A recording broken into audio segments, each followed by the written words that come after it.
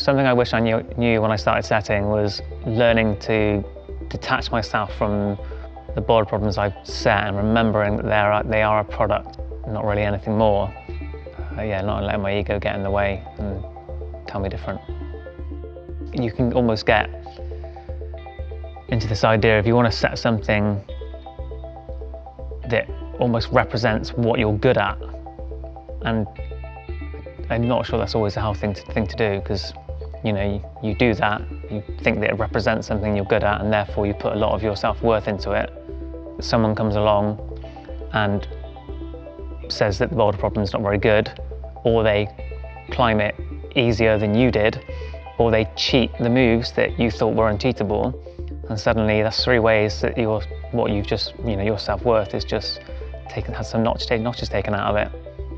And then I think that just leads you down a bit of a hole, makes you suddenly feel like you're maybe not so good, not as good as you thought you were.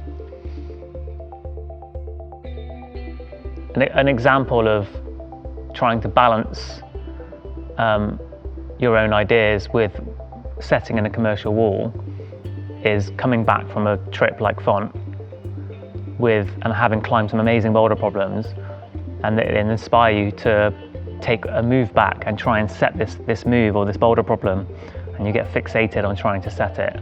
In reality, you probably need to water it down and just allow it to inspire you to set something commercially viable that people will actually climb and enjoy. Definitely when I started setting, trying to break away from not wanting to compromise on my great idea meant that afterwards I would revisit a problem I'd set and realise that people weren't climbing it, or it didn't actually even get climbed the way I thought it would get climbed, because I was so lost in my great idea and didn't look at it from the commercial wall's perspective.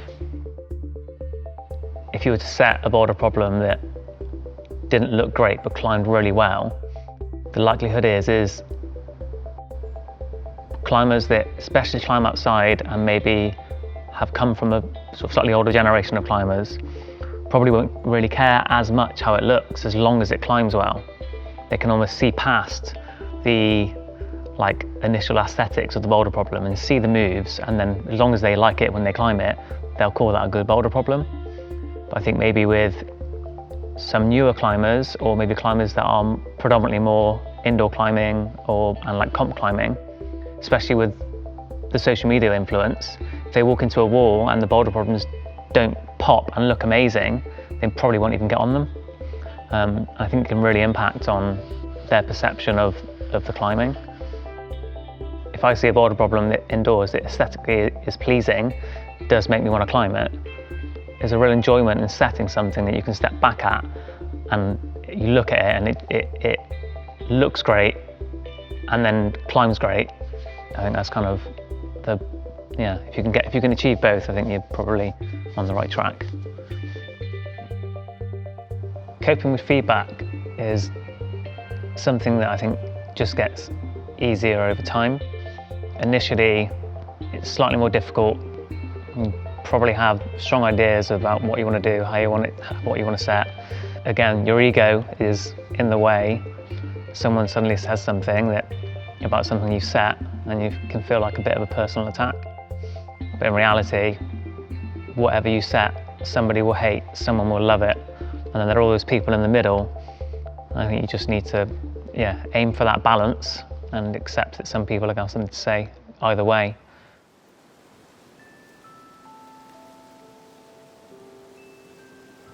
I had to definitely reconsider my position on where injury risk was an issue regarding to setting boulder problems, after having a sort of first-hand experience of setting a boulder problem that resulted in an injury.